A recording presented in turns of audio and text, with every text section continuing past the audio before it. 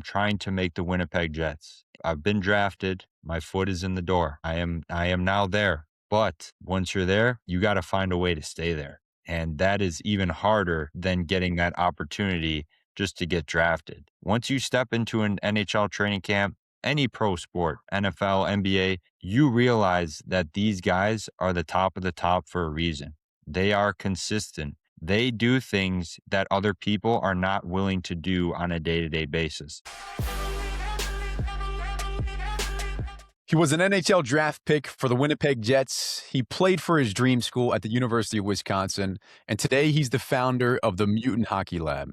We're joined by Matt Ustaski. Matt, you started skating at 3 years old. By 4, you were playing hockey, and now you've played 7 years of professional hockey. How did you fall in love with the sport to begin with? I had an older brother, also 2 years older than me. He actually started playing hockey while we were growing up, and I think I was in skates as early as 3 years old. And our grandfather, actually, who has passed, is no longer around. He was really big into speed skating, and he wanted to get us into the game of hockey. And I really never tried speed skating, but that was kind of his sport. So he was fascinated by that. And my dad didn't really play hockey much either. He messed around a little bit when he was a kid, but our grandfather got us into hockey, and then that's how it kind of took off. You've been playing for many years now. You have experience in the NHL, AHL, ECHL, SPHL. Before that, you played U.S. Prep School, BCHL, NCAA Division I at University of Wisconsin. If you had to choose, what year sticks out the most and why? Probably just off the top of my head, that first year in the BCHL. That's a very pivotal time for hockey players. It's a lot different than other sports where you go directly from high school to college. For hockey, you're actually encouraged to play a couple years, 1 to 2 years, like a gap year of junior hockey. And you either get drafted to a team or you try out for a team. And essentially during that time period, you're trying to earn a Division I scholarship.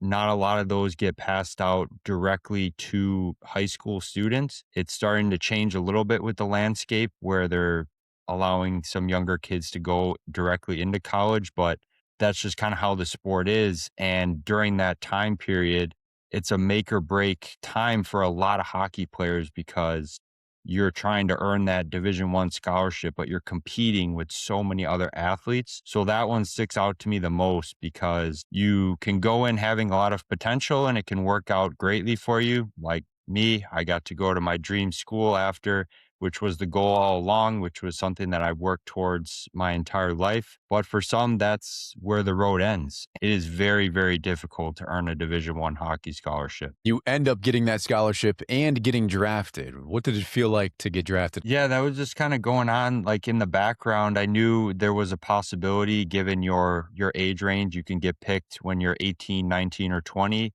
And during that time, I didn't end up getting picked by Winnipeg.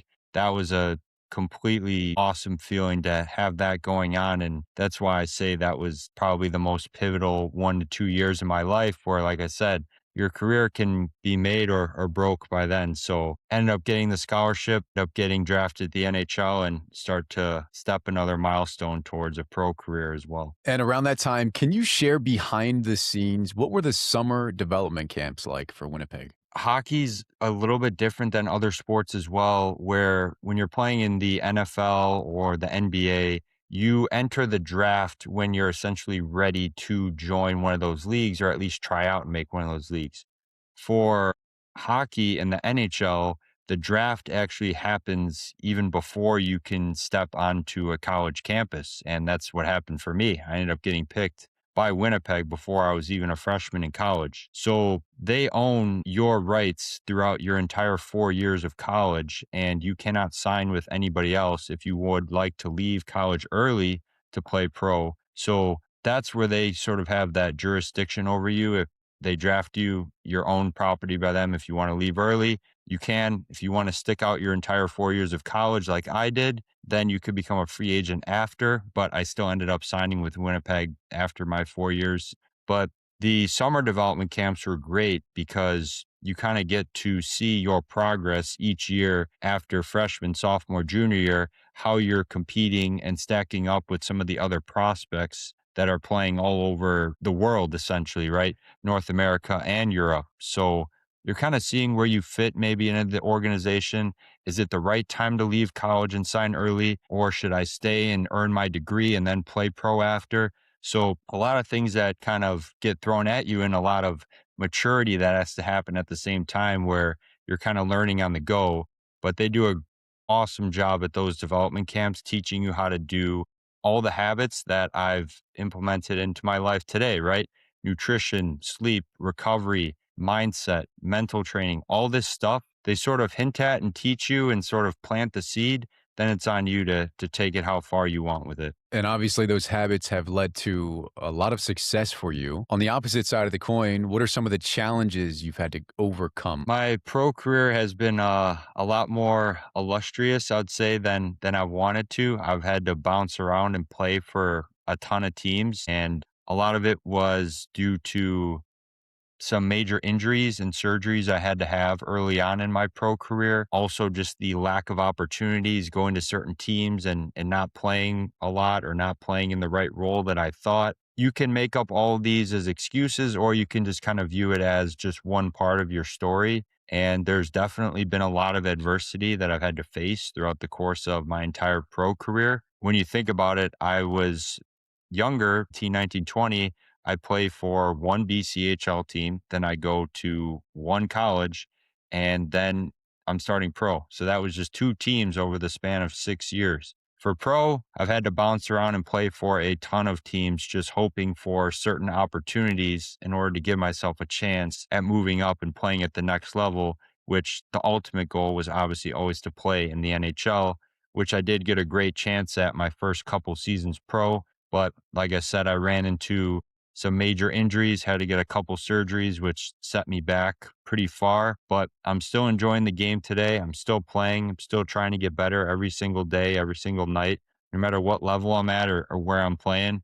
I always try and move up and never be content with where I am. So you have a lot of consistency and familiarity, 2 teams in 6 years. You bounce around through multiple professional teams. What are some of the fears and doubts that creep into your mind? Man, you are tested so much physically. You're having to move around every single year. New city, new team, new locker room, new teammates. Just the physical aspect alone of having to not have roots in one spot for a long period of time. Mentally, you're tested, right? You get put into a certain role within an organization. They don't really know where you're going to fit, how you're going to help the team win.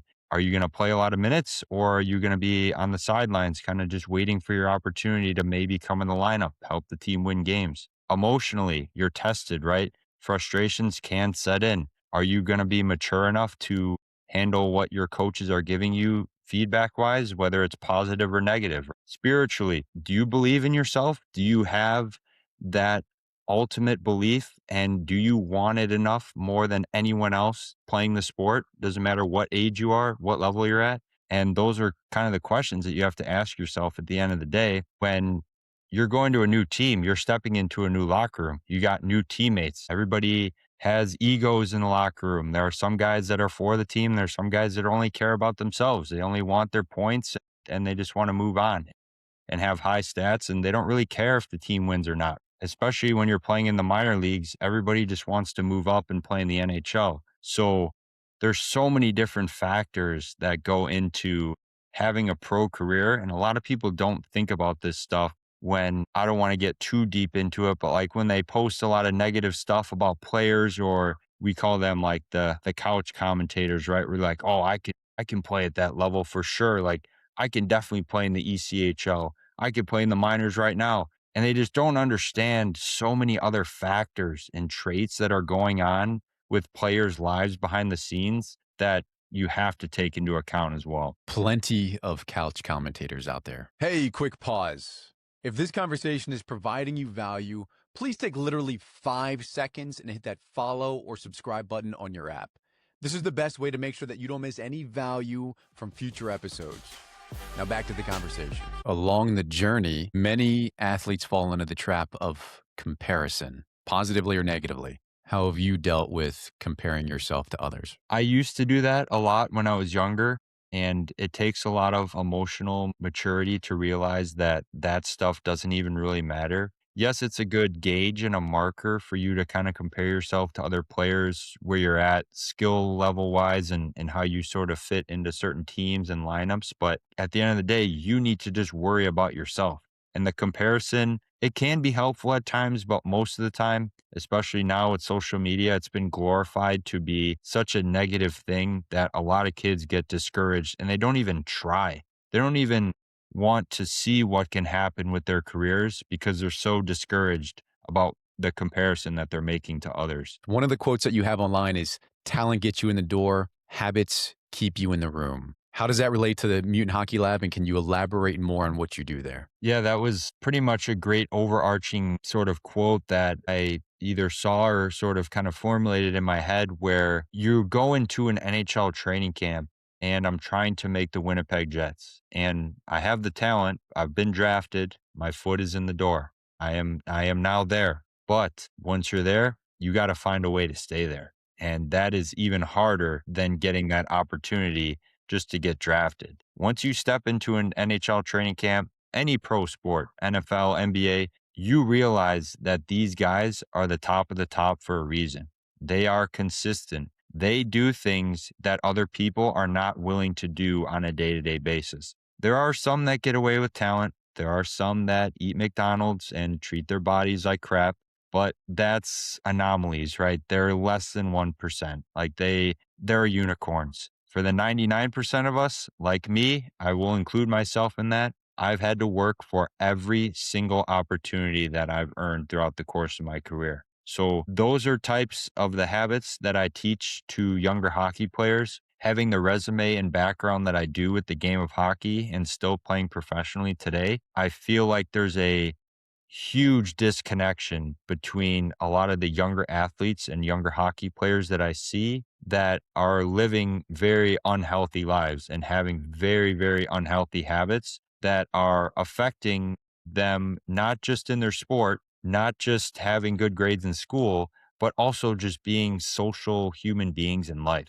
There is such a disarray and disconnect that I feel like I need to teach those kids. And a lot of them that I have talked to and work with have seen a lot of great success. So I'm happy to do that in my free time along with playing the game of hockey still professionally. So that's why I do what I do with the Mutant Hockey Lab. I know one of the quotes that you have online is you can't fuel like a kid and expect to perform like a man. You're doing a lot of good in the Mutant Hockey Lab. Why mutant? Yeah, mutant gets a negative connotation because it can be associated with having maybe some sort of disease or some sort of mutation, which is sort of negative when you think about just like being in hospitals or being sick or being ill, right? Or having disease. But I frame it in a positive light where I view mutant as a sense of transformation, a sense of evolving. We all know about mutants and the X-Men, right? All those movies where those sort of characters, they are superheroes. They have sort of superpowers. And if you want to be a actual mutant where you don't have to be grown in a lab, right? You could still be a human being, but you need to have those mutant type characteristics if you want to have success in your sport. If you want to separate yourself from other human beings, you need to be mutant like. So that's why I chose that name, just for the sense of like transformation and evolution in terms of just growing into something bigger than yourself. And it just all kind of stems back to that persona that you have as a mutant. And you need to be different. You need to eat differently. You need to hydrate differently. You need to train differently in order to separate yourself from other athletes. Matt, the idea of simple wins is more than just a scoreboard. What does simple wins mean to you? The first thing that honestly popped into my head was just mental toughness. And that doesn't get defined the right way, in my opinion, either. When you're thinking about just stacking simple wins day after day, being mentally tough is not so much being able to endure a lot of things or face those challenges, those obstacles, that adversity, right? Being mentally tough is being able to stack those simple wins every single day. Are you disciplined enough to eat the right way, every single day, even though no one's watching or no one cares, and you're the only one, and your career is the only one that relies upon you eating the right way. Are you doing all the things you need to do in the gym, on the ice? Are you going to bed at a proper time? Are you set a time aside to do your recovery work? Those are the simple wins. And that is being mentally tough because not a lot of athletes are disciplined enough to do that stuff. So when you say simple wins, to me, it's simple because I've been able to implement sort of that discipline into my life. But for a lot of people, they need these strands of motivation throughout the course of their days, weeks, months, and that stuff is fading. That stuff won't last. It comes and it goes. It's not a permanent thing. So, if you want to stack simple wins every single day, you got to be mentally tough and disciplined and truly want it in the end. I love it. I love it. Matt, you offer a ton of value and a ton of great advice. Where can people find you online? Yeah, it's just Mutant Hockey Lab on Instagram and also TikTok. I post a lot of great videos for hockey players and hockey parents to sort of follow along, kind of see my lifestyle as a pro hockey player, all of the sort of insight and wisdom. I post a lot of like short talks on there, sort of explaining certain topics that may come up to me or things that I see sort of online, post a lot of great nutrition advice, sleep, recovery, cover the mind and mindset a lot. I kind of cap off with is I don't encourage hockey players to play just hockey 12 months out of the year. I want them getting outside in the spring and the summer, playing baseball, playing lacrosse, volleyball, running track, right? Doing all these things, sort of getting away from the game of hockey to avoid burnout. And then they use those habits that I teach them throughout their entire athletic careers. So kind of all comes full circle where it's not just about hockey, it's about just being an athlete and having those great habits day in and day out. Great advice. We appreciate your time, Matt. Yeah, thank you for having me. I have one final question for you. Who else would benefit from listening to this conversation? If you have someone in mind, go ahead and share the episode with them right now. If you don't think of anyone immediately, go ahead and leave us a review on whatever platform you're on so people just like you can find the episode. Thank you for your time. Stay strong.